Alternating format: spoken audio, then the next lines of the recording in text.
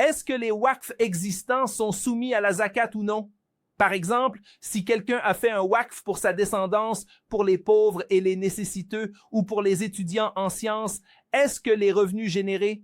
Ou si quelqu'un a par exemple donné en waqf 10 fédans de terre avec des cultures, est-ce que ces fruits sont soumis à la zakat ou non? Tout d'abord, le waqf ne peut être que dans 2 cas. Le premier cas est que le waqf soit destiné à un but général comme les pauvres et les nécessiteux, les mosquées, les combattants, les orphelins, les écoles, les étudiants en sciences, les savants ou d'autres formes de bienfaisance, d'accord. Dans ce cas, il n'y a pas de zakat selon la majorité des juristes. Ils ont dit que la zakat ne s'applique pas aux biens donnés en waqf pour un but général. C'est l'avis de la majorité des savants parmi les hanafites, chaféites et hanbalites, en accord avec le consensus, contrairement aux malikites. Tous ces savants affirment que la zakat ne s'applique pas aux biens publics donnés en waqf pour le bénéfice général des musulmans ou pour des causes publiques comme les pauvres et les nécessiteux. On peut soutenir cet avis en disant que ce qui est donné en waqf pour un but général ou pour les intérêts des musulmans n'est pas soumis à la zakat.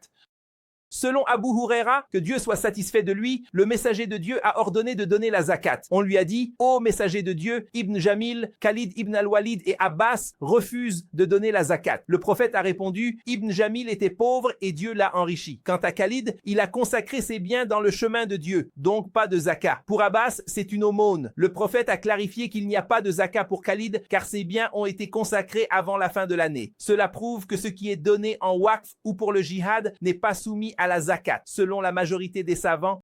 Khalid a consacré ses biens en waqf pour la cause de Dieu, donc pas de zakat à payer. Abbas a fait une aumône, même règle. Le prophète a précisé qu'il n'y a pas de zakat pour Khalid car ses biens sont consacrés à Dieu. Avant 1 an, pas de zakat, donc pas de tort à Khalid. Cela prouve que les biens en waqf pour le jihad ne sont pas soumis à la zakat, selon la majorité des savants. Si le waqf est pour une personne ou un but précis, comme en Arabie Saoudite pour la descendance, il peut être pour des enfants ou des personnes spécifiques comme Zayd. Pas de zakat à payer sur ces biens. Penser que cela compte comme zakat est une erreur. Les biens en waqf pour le bénéfice général des musulmans ne sont pas soumis à la zakat. Si le waqf est pour une personne ou un but précis, les récoltes de ce waqf sont soumises à la zakat si elles atteignent le seuil. Un waqf de 100 fédans pour ses enfants est soumis à la zakat. Un waqf de dinars pour des prêts est soumis à la zakat.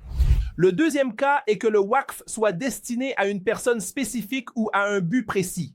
Par exemple, en Arabie Saoudite, on dit que le waqf est pour la descendance, c'est-à-dire qu'un homme a fait un waqf pour ses enfants et les enfants de ses enfants, ou il a fait un waqf pour Yasser, pour Zayd, pour Ubayd, pour des personnes spécifiques. Ils ont dit que si le waqf est destiné à une personne précise comme Zayd, ou pour la descendance, par exemple, si quelqu'un a fait un waqf de 100 fédans pour ses enfants, les récoltes d'un waqf sont soumises à la zakat si elles atteignent le seuil après 1 an. Un dixième ou demi-dixième est à payer. Un waqf de dinars pour prêt est aussi soumis à la zakat après 1 an. C'est l'avis de la majorité des juristes, y compris malikites, chaféites et hanbalites, selon le Coran et la Sunna. Par exemple, un waqf de 100 fédans rend les récoltes soumises à la zakat. Cette obligation est bien établie. Les juristes, y compris malikites, chaféites et hanbalites, affirment que la zakat est obligatoire sur le waqf selon le Coran et la Sunna. Par exemple, un waqf de 100 fédans pour des enfants est soumis à la zakat. Cette pratique date des compagnons et califes qui n'ont pas averti que ces biens étaient exemptés, confirmant ainsi l'obligation. Pour ses enfants, s'il a fait un waqf de 100 fédans, ses terres sont soumises à la zakat. Cette obligation est bien établie. Le waqf pour la descendance ou une personne spécifique existait alors. Cela prouve l'obligation de la zakat sur les biens ou le waqf destiné à un but spécifique. Dans les pays du Golfe, certains ont des millions en waqf pour leurs enfants. Même selon les hanbalites, il y a de la zakat à payer. Le waqf pour un but général n'est pas soumis à la zakat, mais pour un but spécifique ou pour la descendance, il l'est selon la majorité des savants. Et Dieu sait mieux.